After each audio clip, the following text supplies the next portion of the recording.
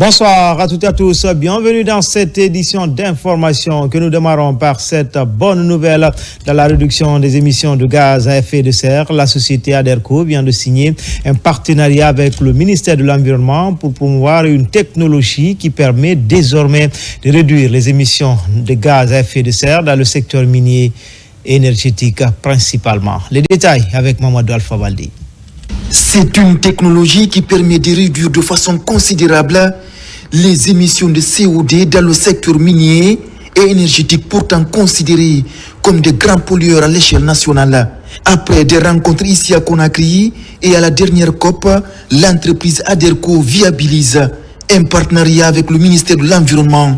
Désormais, sa technologie est accessible à tous. Nos produits permettent une réduction de consommation de l'ordre de 5%.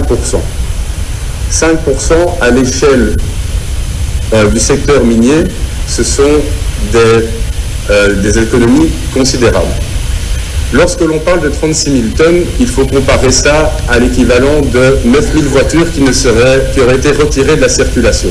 Cela montre une volonté sans faille de la République de Guinée d'aller de l'avant vers la décarbonisation et de protéger les générations futures.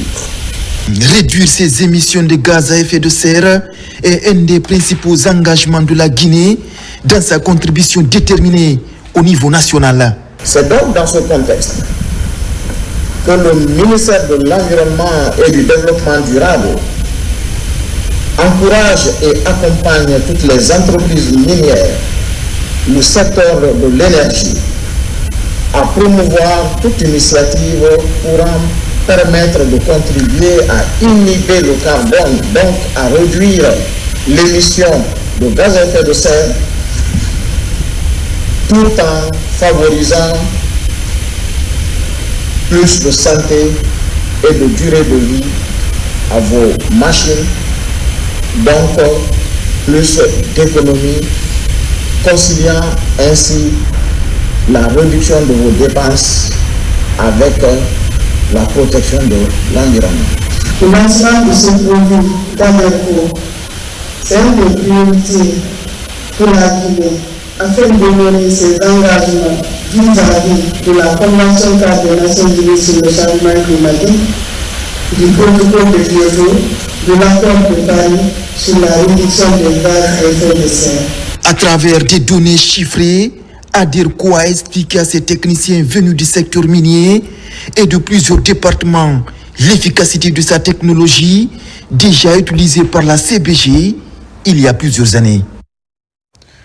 Le 7 avril de chaque année, l'humanité célèbre la journée mondiale de la santé. Cette année, l'accent est mis sur la santé maternelle et néonatale. Pendant ce temps, la Guinée a enregistré des avancées dans la protection et la promotion de la mère et de l'enfant. Le ministre de la Santé et le représentant de l'OMS ont fait des déclarations. Elles sont commentées par notre reporter, Thierno Maroufba. Cette année, la Journée mondiale de la santé, qui coïncide avec la date anniversaire de l'Organisation mondiale de la santé, a mis un accent sur la responsabilité collective afin de mettre fin aux décès maternels et néonatals. Malgré les progrès réalisés ces dernières décennies, la mortalité maternelle et néonatale demeure un défi. Selon l'OMS, plus de 300 000 femmes meurent chaque année dans le monde des suites d'une grossesse ou d'un accouchement. Dans notre région, 20 mères et 120 nouveau-nés meurent chaque heure, soit un total de 178 000 décès maternels et 1 million de décès néonatals chaque année. Toutes les 7 secondes, quelque part dans le monde, survient un décès évitable de femmes ou d'enfants. Ce ne sont pas que des chiffres. Ils représentent des vies réelles perdues, des familles brisées et des avenirs brisés. En Guinée, la question centrale de la célébration de la Journée mondiale de la santé, qui consiste à protéger la vie de la mère et celle de l'enfant, est inscrite parmi les priorités. Plusieurs réformes sont menées dans le pays afin de réduire la mortalité maternelle et infantile. Grâce aux réformes mises en place depuis l'avènement du CNRD sous le leadership du président de la République, chef de l'État, son Excellence général Mamadi Doumbouya, des progrès notables ont été réalisés pour la réduction de la mortalité maternelle et infantile, surtout en zone rurale. Ceci à travers des mesures telles que l'amélioration de l'accès aux soins, la gratuité de la consultation prénatale, de l'accouchement par voie basse ou par césarienne et la formation continue des prestataires de soins. Pour maintenir ces caps de réforme, l'État guinéen, à travers le ministère de la Santé et de l'Hygiène publique, s'inscrit dans une nouvelle dynamique, celle d'offrir davantage de meilleures conditions de santé à la population. Des équipements médicaux pour les structures sanitaires de la région de Zérékoré sont destinés à l'hôpital préfectoral de Lola. C'est un appui du gouvernement à travers la Banque islamique de développement. L'idée est d'offrir des soins de qualité à la population de Lola. Explication, Mohamed Salou Paye. Ce don de 3 conteneurs d'équipements biomédicaux est une initiative du gouvernement guinéen financée par la Banque islamique de développement BID. Elle vise à doter les établissements hospitaliers du pays d'équipements de pointe. À travers ce projet, les autorités entendent améliorer significativement les services de santé et réduire les évacuations sanitaires tout en garantissant l'accès équitable à des soins de qualité aux populations. L'hôpital là a été construit il y a de cela 10 ans. 10 ans sans équipement. On n'avait pas la radio. On n'avait pas l'écho. Tout ce qui est imagerie, l'hôpital Nedoula ne disposait pas ça. On référait beaucoup de malades à l'hôpital régional. Aujourd'hui, si Dieu a fait que vraiment l'hôpital de Lola a eu ses équipements de la dernière génération, je dirais Dieu merci. Cela prouve à suffisance dans la démarche de la politique de refondation en cours, leur volonté d'améliorer le cadre de vie de la population guinéenne en général et celle de la préfecture de Lola en particulier. Ces équipements composés d'appareils d'imagerie médicale, de dispositifs de monitoring, d'outils indispensables à la prise en charge des urgences ainsi que des pathologies complexes sont mis à la disposition de l'hôpital préfectoral de Lola par les autorités de la région sanitaire de Zérékoré. Au responsable régional de maintenance de créer une base où on va loger tous ces équipements et à chaque fois qu'on doit passer à l'hôpital ici, nous allons venir vérifier effectivement si les équipements là sont là et si on est en train de les utiliser correctement. Grâce à cet appui, l'hôpital préfectoral de Lola devrait renforcer ainsi l'offre de soins et répondre plus efficacement aux besoins croissants de la population. En plus de la récente signature de partenariat avec le groupe Netafim, le ministre de l'Agriculture et de l'Élevage a scellé un nouvel accord avec la structure TechPro. Principale piste de collaboration à explorer le transfert de compétences et le renforcement de la mécanisation en appuyant la maintenance dans les centres de prestations agricoles. Les détails avec Fouti Kamara. Par cette série de signatures de mémorandum d'entente, le ministère de l'Agriculture et de l'Élevage tend la main au groupe TechPro, un groupe basé en France et évoluant dans beaucoup de pays africains. Nous avons mené à peu près des opérations de 200 millions d'euros en Afrique de l'Ouest francophone depuis une quinzaine d'années environ, en partie au Sénégal, mais pas que. C'est toute une chaîne de production qui fait qu'on passe d'une agriculture vivrière à une agro-industrie. Alors notre rôle, nous, c'est de procéder à cette transformation, premièrement. Deuxièmement, aussi, c'est de transférer des compétences que nous avons par le biais de différents partenariats que nous avons au niveau international. Nous allons apporter au pays l'expertise qui lui manque pour faire ce transfert. Donc c'est tout un travail qui va durer plusieurs années probablement d'accompagnement, de transfert de compétences, de fourniture de matériel et de services après-vente pour que les investissements consentis par le pays au titre de ce plan de mécanisation soient profitables et surtout durables. Après le groupe Netafim, l'enjeu de cet autre protocole d'entente est de moderniser l'agriculture par le renforcement du segment de l'irrigation.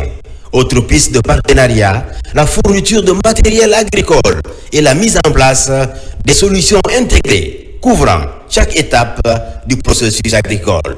Il était donc important au niveau du ministère de l'Agriculture et de l'Élevage que nous puissions trouver un partenaire qui va justement nous aider dans la partie mécanisation, modernisation de notre agriculture, réduire la pénibilité, mais surtout faire en sorte que nous ayons plus de production, donc une grande productivité au niveau de nos paysans, un peu partout, en tenant compte bien sûr des réalités de notre terrain, des réalités de nos terres.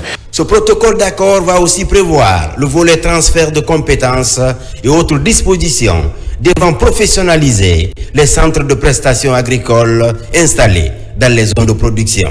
Ceci pour accompagner de façon rapprochée les petits exploitants agricoles. Enfin, douleur et consternation avec la disparition du colonel Fodé Vivas Silla. Cet officier de l'aviation militaire a tiré sa révérence cette semaine à Conakry pour ses cérémonies funéraires. La Grande Muette s'est fortement mobilisée où des hommages dignes de son rang lui ont été rendus par sa famille, ses amis et ses collaborateurs. Images et commentaires. Le colonel d'aviation à la retraite Fodé Bokar Silla Vivas, ancien directeur général des opérations et instructions de l'état-major général des armées, membre du comité technique sectoriel de défense, n'est plus. Incorporé dans l'armée en 1965 par voie de concours au cours de l'aviation militaire, le colonel Fodé Bokar Silla Vivas a gravi les échelons et occupé d'importants postes de responsabilité au sein des forces armées guinéennes, commandant du 3e contingent de l'ECOMOG, commandant de la zone opérationnelle de Benti à Pamela et de plusieurs autres positions. Ce vendredi, parents, amis et collaborateurs lui rendent un dernier hommage ici, à la base aérienne principale de Conakry. Mon colonel, au-delà de ces actes de bravoure et de patriotisme, l'énergie, la motivation et le courage que vous avez montré tout au long de ces années font entrer votre exemple dans le cœur de tous nos militaires, et singulièrement celui de vos anciens camarades de l'escadrille des hélicoptères de combat, où vous avez servi pendant plus de 44 ans. Vous n'avez jamais rien sacrifié à la mission d'excellence qui vous a été confiée. C'est à Allah que nous appartenons et c'est à lui que nous retournerons. C'est avec une profonde tristesse et une immense douleur que nous rassemblons aujourd'hui pour honorer la mémoire d'un homme d'exception, un patriote dévoué, un père aimant, un guide inspirant, un véritable héros. Le colonel Vivas n'était pas simplement un militaire, mais une institution vivante. Au même moment, l'armée guinéenne rend hommage au colonel Boukari Fofana de la classe 93, jusqu'ici chef section hydrocarbures à la 4e région militaire de Nzérékori, décédé mercredi dernier à l'hôpital sino-guinéen, à la place d'armes du bataillon du génie militaire. Un dernier hommage lui est rendu par ses compagnons d'armes. Le colonel Boukari Fofana était un officier courageux, discipliné, ponctuel, dévoué, qualifié et surtout remarquable par sa manière de faire vis-à-vis de ses compagnons d'armes. Sache que le bataillon du génie militaire et la 4e région militaire ne t'oublieront jamais et te garderont toujours dans les mémoires. Il était une personne dévouée pour servir sa nation, sa famille entière. Il était très humble, compréhensif et généreux, toujours disponible et investi pour son prochain. Après le recueillement sur les dépouilles mortelles et les prières et bénédictions, les colonels Boukari Fofana et le colonel à la retraite Fodé Bokar Silla Vivas rejoignent successivement leur dernière demeure au cimetière de Sanoya et de Cameroun. Ils laissent derrière eux 2 veuves et des enfants inconsolables. Paix à l'âme de ces vaillants soldats des forces armées guinéennes. C'était tout pour les infos. Tout le plaisir a été pour moi de vous servir. L'actualité se poursuit sur le www.rtgguinée.info. À demain pour d'autres actualités sur la Guinée, notre paradis terre de richesse et d'innovation, Inch'Allah.